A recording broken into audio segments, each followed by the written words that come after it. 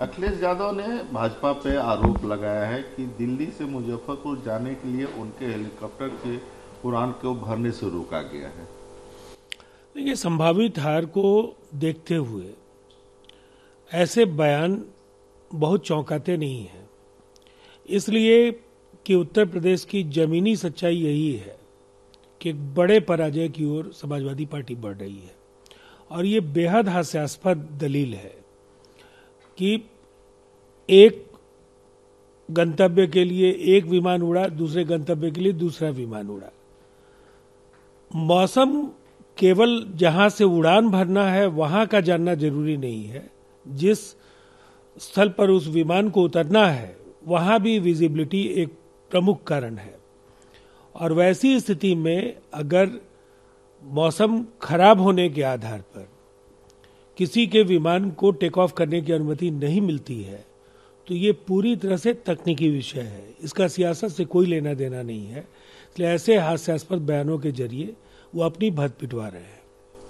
सपा ने राम भक्तों पर गोलियां चलाई, शिव भक्त कांवड़ियों की यात्रा रद्द कर दी।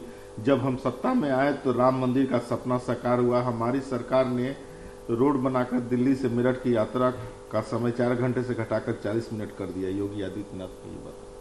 देखिए, उनके बाकी मुद्दे उनके कोर एजेंडा से जुड़े हुए हैं, उस पर मैं कुछ भी नहीं कहना चाहूंगा। लेकिन जहां तक आधारभूत संरचना का सवाल है, कानून एवं व्यवस्था का सवाल है, ये दो ऐसे मुद्दे हैं जिसमें योगी आदित्यनाथ जी की सरकार ने काफी अच्छा काम किया है। और अगर दो शासन के मॉडल्स की तुलना करेंगे तो उत्तर प्रदेश में जो एक अराजकता, भ्रष्टाचार और अपराध का तांडव वहां हो रहा था, उससे निजात दिलाना और लोगों के अंदर अमन चैन का वातावरण और सुकून पैदा करना एक बड़ी चुनौती थी, और उसमें योगी आदित्यनाथ जी सफल रहे हैं। हम केंद्रीय प्रतिनियुक्ति पर आईएएस अधिकारियों के स्थानांतरण का मुद्दा उठाएंगे, क्योंकि इससे राज्य सरकार की शक्ति में कमी आएगी और संघीय सिद्धांत को ठेस नहीं पहुंचेगी। हम संसद के बजट सत्र में बंगाल के राज्यपाल के खिलाफ भी प्रस्ताव लाएंगे। टीएमसी सांसद सौगात राय ने बात कही। देखिए, देश के कई राज्यों में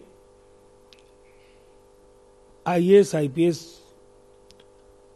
और केंद्रीय सेवाओं के अधिकारियों के लिए जो राज्य का कोटा होता है, उससे कम संख्या में वहां अधिकारी हैं। कानून व्यवस्था और राजस्व से लेकर जो प्रशासनिक दायित्व के कार्य हैं, उसमें केंद्रीय सेवाओं के अधिकारियों की भूमिका बेहद महत्वपूर्ण है। इसीलिए राज्यों से केंद्रीय प्रतिनियुक्ति पर लाए जाने के पहले उनकी भावना क्या है, ये समझा जाना ज्यादा तक संगत है। और दोनों के समन्वय से अगर अधिकारियों के केंद्रीय प्रतिनियुक्ति पर भेजे जाने का निर्णय होता है तो वो ज्यादा तक संगत होगा और ज्यादा उपयोगी होगा। विपक्ष का एजेंडा भू माफिया, रेत माफिया, राज्य में कानून व्यवस्था की स्थिति को, खराब स्थिति को बढ़ावा देना।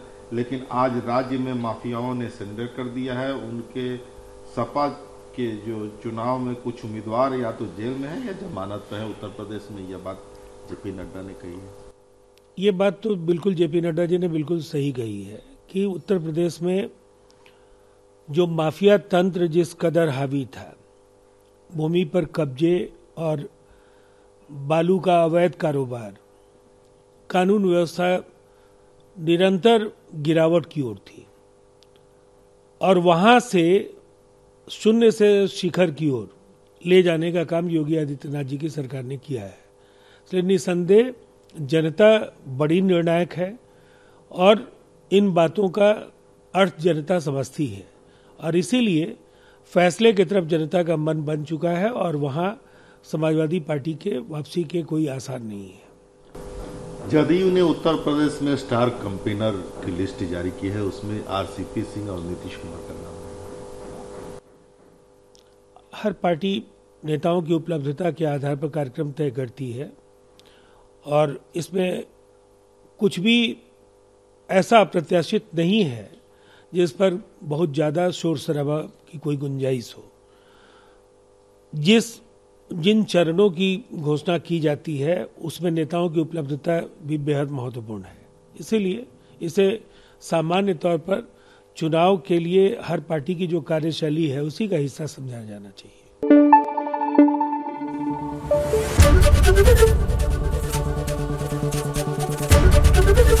एबीपी न्यूज आपको रखे आगे।